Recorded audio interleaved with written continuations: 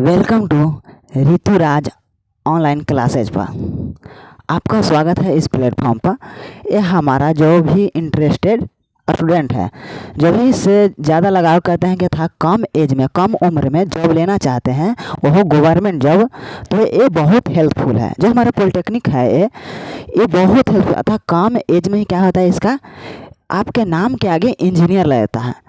तो इससे बेहतर आपके लाइफ में कुछ नहीं हो सकता, क्योंकि आपका एज लगभग 15 से 16-17 के एज होता है जब आप क्लास 10th फाइनल पास करें। किसी का 14, कभी किसी का 12 भी होता है। इससे कोई प्रॉब्लम होने वाली बात नहीं है। इसमें जो इस फॉर्म के कौन कौन भर सकते हैं, कौन कौन नहीं भर सकते, इसके बारे में आपका 10th क्वालिफाई होना चाहिए था, 10th पास होना चाहिए। जो हमारा 10th पास है, अब किसी किसी का मन में डाउट में आएगा कि रिजल्ट आने से पहले इसका कैसे भर सके। जो कि हमारा पॉलिटेक्निक का जो वैकेंसी निकला, एक प्रकार के वैकेंसी है, ये हमारा 18 तारीख को निकला, इसी 18 को, 18/3/2026। तो किसी किसी के मन में ये डाउट है, क्या हम भर सकते हैं? अभी हमारा रिजल्ट नहीं आया, 10th का रिजल्ट नहीं आया, तो क्या हम भर सकते हैं? आप अगर अच्छे से एग्ज़ाम दिए हैं तो आपका रिजल्ट अवश्य आएगा था, पास ही होंगे। क्या सेकंड वाला भर सकता है, थर्ड वाला भर सकता है, अर्थात डिवीज़न, किसी का फर्स्ट डिवीज़न, किसी का सेकंड डिवीज़न, किसी का थर्ड डिवीज़न होता है। और एक हो गया फेल। क्या कौन कौन भर सकता है? फेल वाला भर सकता है या नहीं, इसके वीडियो में जानते हैं। तो हमारा फर्स्ट डिवीज़न वाला, सेकेंड डिवीज़न वाला और थर्ड डिवीज़न वाला, अब किसी का फेल आ गया तो वो नहीं भर सकता। क्यों नहीं भर सकता? क्योंकि आप जो क्रॉसिंग लाइन होता है क्लास 10th का, आप उस लाइन को क्रॉस कर ही नहीं पाए तो कैसे आगे दिया बढ़ेंगे। तो ये हमारा जो क्लास 10th का है, जो फर्स्ट डिवीज़न, अब इसमें से मार्क्स का कोई डिपेंड नहीं करता है कि आपका क्लास 10th में मार्क्स कितना आया और कितना नहीं आया। और सेकेंड डिवीज़न, तो तो मालूम है कि सेकंड डिवीज़न किसका आता है और कितना आता है। तो जितने भी डिवीज़न है, आपका कोई भी डिवीज़न हो, आपका इस फॉर्म को भर सकते हैं। क्या भरने के बाद इससे फ़ायदा क्या होगा, इसके बारे में थोड़ा जानते हैं। क्या 10th से पॉलिटेक्निक करना चाहिए कि 12th का, अर्थात 12th का डिग्री पैदा करना चाहिए, अर्थात 12th का डिग्री, अर्थात 12th का तैयारी करना चाहिए कि 10th के बाद पॉलिटेक्निक की तैयारी करना चाहिए। क्योंकि पॉलिटेक्निक सभी लोग जानते हैं, अर्थात आपके गांव में बड़े बड़े भाई हो गए, अर्थात आपके भाई हो गए या रिश्तेदार में, या खुद आपके भाई होंगे, तो क्या होंगे कि आपके 12th कर रहे होंगे, या किसी किसी का इसके बारे में जानते। इसका जो प्रोसेस होता है 3 साल के होता है पॉलिटेक्निक, ये हमारा 3 साल के होता है। तो क्या है, इसके पीछे पूरा प्रोसेस जानते हैं। और लास्ट में ये भी जानेंगे कि क्या पॉलिटेक्निक कर लेने से आपके नाम के आगे इंजीनियर लग जाएगा या नहीं लगेगा। हाँ, तो इसको अप्लाई किया, फॉर्म आ चुका है। जब फॉर्म आए तो इसका लेस्ट रजिस्ट्रेशन डेट है। ये हमारा आप जो एग्ज़ाम देंगे, इंट्रेंस एग्ज़ाम होगा। इंट्रेंस अर्थात एक्सटर्नल एग्ज़ाम इसको बोलते हैं, जो कि आपका फर्स्ट एग्जाम यहाँ से ले लेने से आपका पढ़ने, ये मत सोच लेना है कि आपको पढ़ने नहीं पड़ेगा, पढ़ने पड़ेगा, 3 साल पढ़ने पड़ेगा। जिस प्रकार ग्रेजुएशन करते हैं 12th के बाद, उसी प्रकार ये हमारा पॉलिटेक्निक है। इसका एक और नाम है पॉलिटेक्निक, या डिप्लोमा नाम है, ठीक है, डिप्लोमा। ये पीएम क्या है, पीपीएम क्या है, पी क्या है, हम इसके बारे में तीनों के ऊपर जानते हैं। हमारे तीनों अलग अलग वैकेंसी। एक पीएम है जो हमारा 10th लेवल पर होता है, ये हमारा डॉक्टरी लाइन, जितना पीएमएम लगा हुआ है हमारा 10th लेवल पर है, डॉक्टरी लाइन करता है। लेकिन पीईएम है, पीएमएम है जो पैरामेडिकल है, ये हमारा 12th लेवल पर है। इसमें आपका भी दोनों है, डॉक्टरी लाइन है। जैसे हम समझते हैं, एक निकलता है पॉलिटेक्निक 12th लेवल पर, 12th लेवल पर, एक हमारा निकलता है पॉलिटेक्निक 10th लेवल पर, जो कि अभी इसका निकल चुका है। और 12th लेवल पर जो पॉलिटेक्निक निकलता है, जब इसका एग्ज़ाम ख़त्म हो जाएगा तब उसका वैकेंसी निकलता है। और जो 12th से आता है पॉलिटेक्निक में, वो डायरेक्ट सेकेंड ईयर में जाता है। और जो 10th से करता है उसका पढ़ाई 3 साल का होता है, और जो 12th से करके आता है उसका पढ़ाई 2 साल का होता है। जब उसका पढ़ाई 2 साल का होता है, ठीक है, उसके बारे में नहीं जानेंगे, लेकिन आप 10th में उसे डिस्कस करते हैं। तो 10th में इसको भरने के बाद इसको फॉर्म का भर लेंगे, तो उसका रजिस्ट्रेशन डेट है 19 से स्टार्ट हो गया, तीसरा महीना जो कि अभी चल रहा है, तीसरा महीना। इसका फाइनल है जब इसका जो पूरे है 1 मंथ के, लगभग 1 मंथ के, इसके 1 मंथ के अंदर इसका क्या करते हैं, आप रजिस्ट्रेशन ले सकते हैं, किसी भी डेट में आप ले सकते हैं। लास्ट डेट क्या है, 21 तारीख, चौथा महीना 2026, अर्थात चौथा महीना तक है, अभी चल रहा है तीसरा महीना, ठीक है, कोई बात नहीं। इसके बाद भरने के बाद किसी किसी का पेमेंट किसी स्टूडेंट के पास नहीं होता है तो उसका पेमेंट 22 तारीख को कर सकते हैं, 21 तक लास्ट है, 22 को कर सकते हैं। और किसी किसी का पेमेंट सर अर्थात रजिस्ट्रेशन कर लें, उसमें कुछ त्रुटियाँ आ गया, गलत हो गया, तो क्या करेंगे, तो उसका डेट है 23 से लेकर 24, इसके बीच आप सुधार कर सकते हैं। ठीक है, इस आ गया। अब क्या करेंगे, तो क्या क्या संभाल के रखना चाहिए और क्या नहीं संभाल के रखना चाहिए। जब आप करेंगे तो इसमें फ़ोटो लगता है, इसमें सबसे महत्वपूर्ण रहता है कि आपका फ़ोटो लगता है। इसमें फ़ोटो, जो फ़ोटो आप अप्लाई करेंगे वो फ़ोटो आपको रखने पड़ेगा, क्योंकि अगर फ़ोटो आपका चेंज हुआ तो कई ऐसे डिस्ट्रिक्ट हैं जो आपका क्या होगा, सीधे रिजेक्ट रहता है, एडमिशन लेने से मना कर देगा। ये गवर्नमेंट है, ये प्राइवेट नहीं कि आपका कौन फ़ोटो ले लेगा। गवर्नमेंट में इसका रूल है कि जो फ़ोटो आप भरे फॉर्म में एक्सटर्नल एग्ज़ाम देते समय जो आप अभी रजिस्ट्रेशन करेंगे उसमें जो फ़ोटो लगेगा वही फ़ोटो को संभाल के रखना है। हो सके तो 50 फ़ोटो निकाले, 100 फ़ोटो निकाले, लेकिन आपका 3 साल तक वही फ़ोटो चलेगा, उसके अलावा कोई फ़ोटो नहीं चलेगा। अगर आप मान लें कि दूसरा फ़ोटो चलने लगेगा, 1 मिनट लाइट हो गया, तो आप चाहेंगे कि क्या होगा, दूसरा फ़ोटो क्या करेंगे दें तो आपका नहीं चलेगा। आपका कॉलेज वाला भी बोलने लगा या बोलेगा, उसके क्या होगा कि अपना फ़ोन में फ़ोटो के क्या करना है, PDF बना के रख लेना, ताकि उसी को क्या करेंगे, निकाल लेंगे, ताकि प्रॉब्लम ना होगा। अब फ़ोटो के बारे में जान लें, फॉर्म के बारे में जान लें, अब उसके बारे में जानते हैं। ठीक है, तो हम आप लोग कहाँ थे, हाँ, अब इस सिचुएशन में आता है क्या करना चाहिए ना करना। जो मिडिल फैमिली का होता है उसको करना चाहिए। अब हमारा प्रोसेस है आपका गाइडलाइन करना, ये नहीं कि आपको करना ही चाहिए। आपका इंटरेस्ट हो तो कर सकते हैं, नहीं हो तो नहीं कर सकते, उसमें कोई बात नहीं। हमारा क्या है, डायरेक्शन देना। तो जो कि हाँ हो गया, जो हमारा 3 साल का था, 12th के 2 साल के, हमारा 10th के बाद 3 साल के। इसका फॉर्म क्या, क्वेश्चन किस प्रकार के आता है, इसके बारे में जानते हैं आप। तो हमारा क्वेश्चन आता है, 90 क्वेश्चन रहता है, प्रत्येक क्वेश्चन 5 मार्क्स के होता है। ठीक है, 5 मार्क्स। क्या इसमें निगेटिव होता है, निगेटिव मार्क्स या नहीं, बहुत से स्टूडेंट का डाउट होता है कि नेगेटिव मार्क्स है या नहीं। तो बता दें इसमें नेगेटिव मार्क्स नहीं रहता है, लेकिन एक वर्ड आता है, क्या आप हम नेगेटिव मार्क्स ना है तो पूरा के पूरा तुक्का मार के बना दें, नहीं, ऐसा गलती नहीं करना है। क्यों नहीं गलती करना है, इसके पीछे रीजन बताने वाला। आपका टोटल क्या है, 9 × 5 = 45, 250 मार्क्स का हो गया। ठीक है, किसी किसी स्टूडेंट ने क्या होगा, तुक्का मार के 80 प्रश्न बनाया। तुक्का मतलब समझते हैं, मतलब अंदाजे ए को रंग देना, और क्या, हाँ, 9 × 5 = 45, 450 मार्क्स, सॉरी 250 मार्क्स लिखा गया, मिस्टेक हो, सॉरी।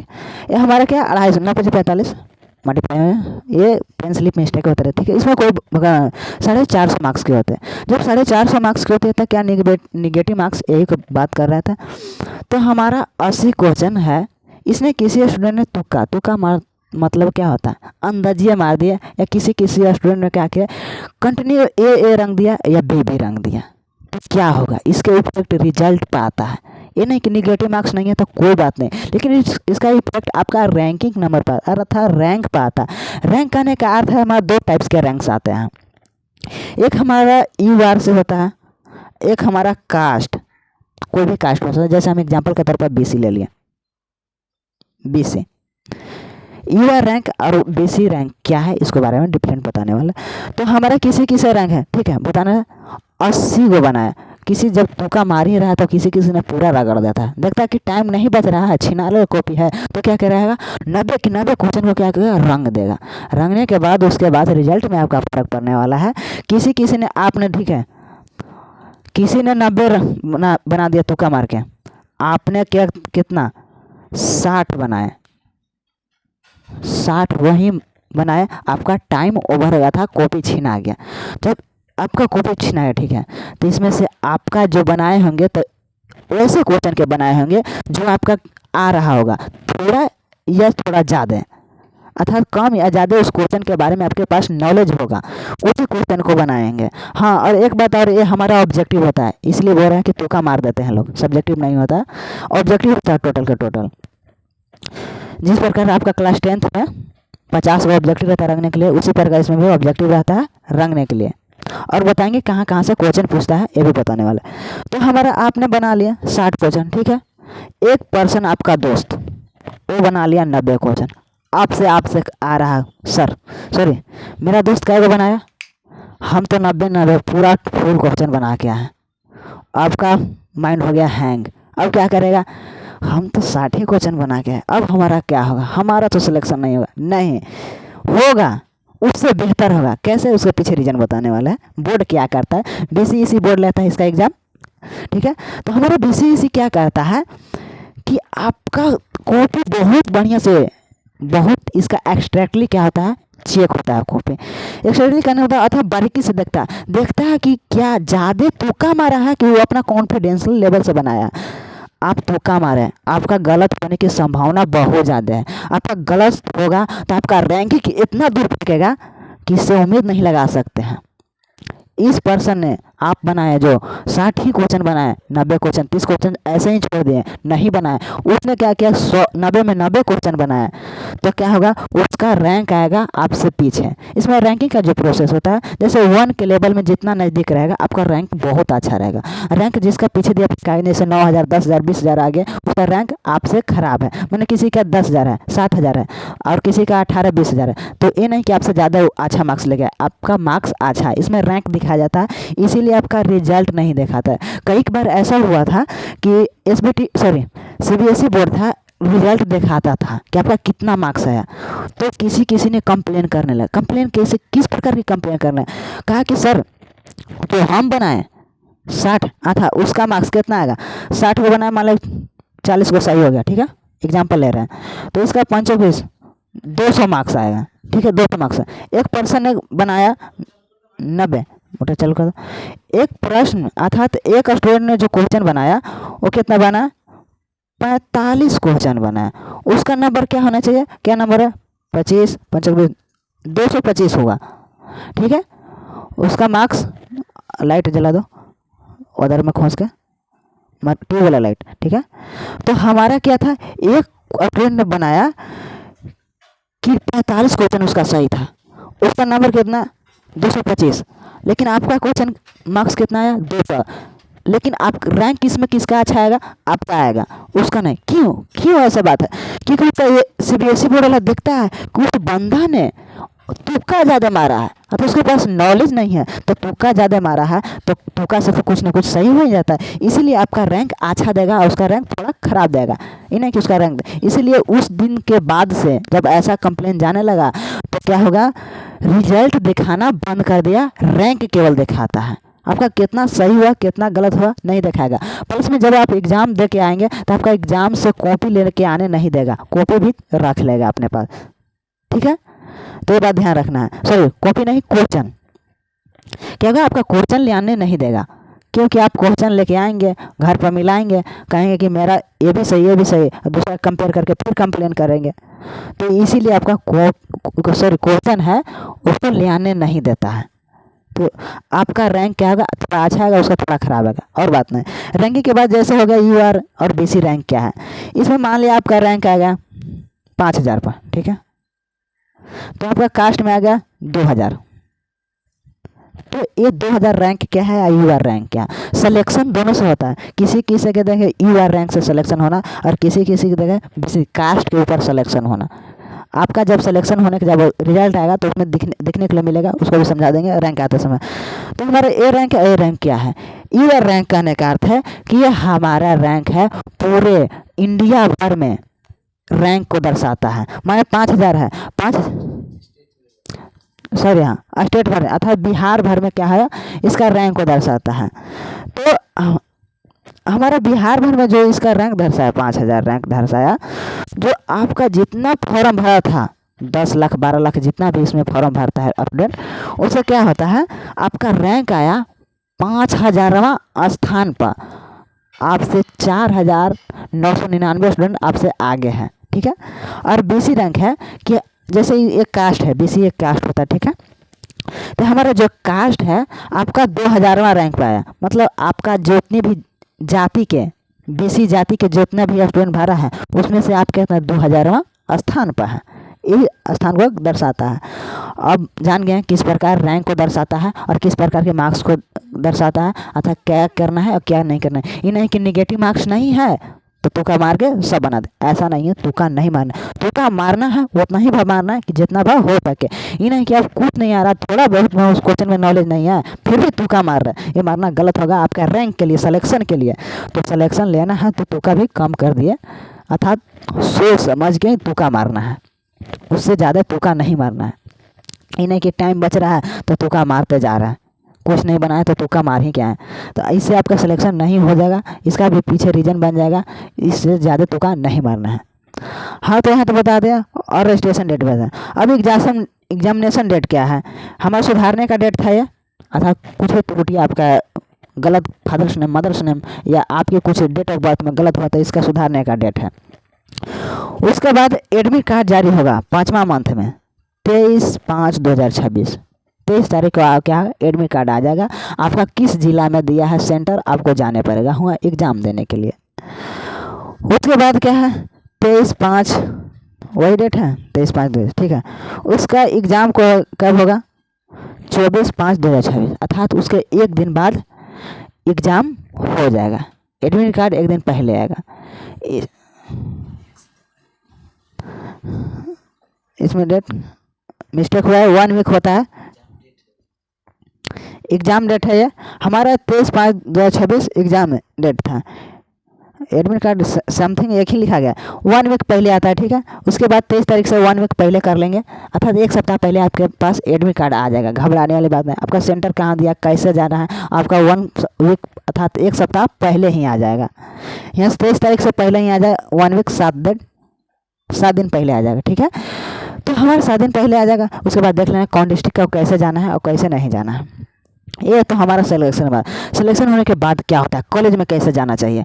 कॉलेज में जाने के लिए आपके पास क्या होना चाहिए, 10th का क्या हो रसीद होना चाहिए, मार्कशीट होना चाहिए।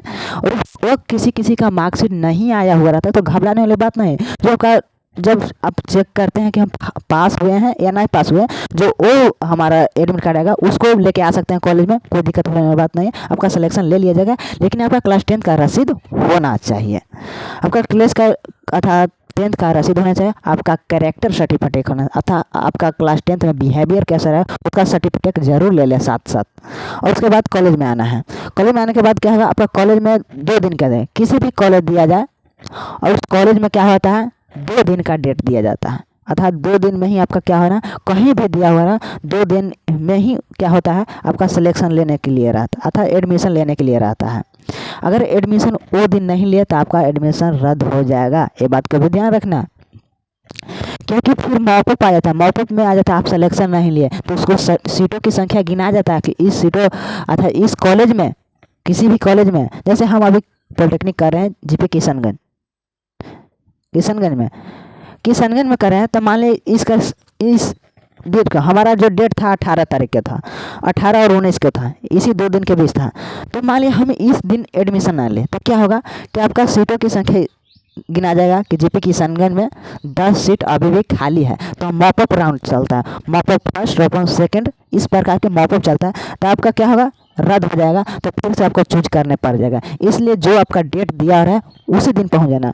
किसी ऐसा भी कॉलेज होता है कि वहाँ पर क्या आप रसीद नहीं लेके जाएंगे क्लास 10th का रसीद नहीं लेके जाएंगे तो क्या सिलेक्शन ले लेता है, लेकिन बाद में मांगता है रसीद ठीक है।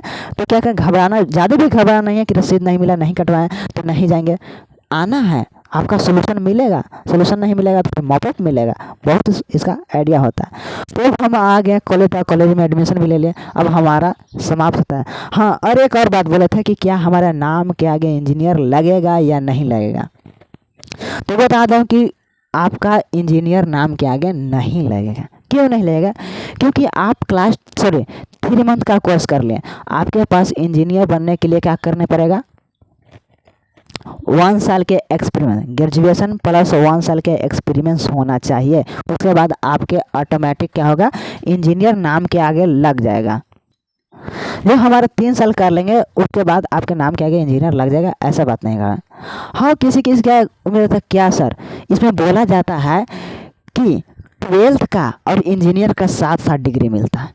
हम बता दें कि आपका जो डिग्री जो रहेगा एक दोनों के उसका जो वैल्यू होता है, जो 10th और इंजीनियर दोनों का अलग अलग सर्टिफिकेट नहीं मिलेगा, वो कंपल्स रहता है। जब आप इंजीनियर का जो डिप्लोमा किया, डिप्लोमा का अलग ही डिग्री रहता, जब वो डिग्री दिखा देंगे किसी को तो आपसे 12th का डिग्री नहीं मांगेगा। ये नहीं कि आपका 12th का क्या किया अलग से बना के लेके आया, आपको डिग्री दिया, और पॉलिटेक्निक कर रहे हैं उसका अलग से डिग्री मर्ज अथा उसका करने का था। जब आपके पास पॉलिटेक्निक अथा डिप्लोमा का डिग्री दे दिया जाएगा तो उसमें क्या होगा, उसका वैल्यू उसका कहलाता है दोनों की को लेकर। हाँ, और इंटरेस्टिंग बात यहाँ पर है कि जब आपका डिग्री मिलेगा पॉलिटेक्निक करेंगे तो आपका पीसीएम से मिलेगा। ये पीसीएम क्या है, फिजिक्स केमिस्ट्री मैथ से मिलेगा, जो कि आप लोग जानते हैं कि जब पीसीएम से करता है 12th फिजिक्स केमिस्ट्री मैथ से लेके अथा ऑनर्स पेपर मैथ रखता है वो बंदा या वो स्टूडेंट, तो उसका वैल्यू ज़्यादा जाता है। अथा वैल्यू क्यों ज़्यादा जाता है, क्योंकि हमारा वैकेंसी ज़्यादा आता है, इसीलिए उसका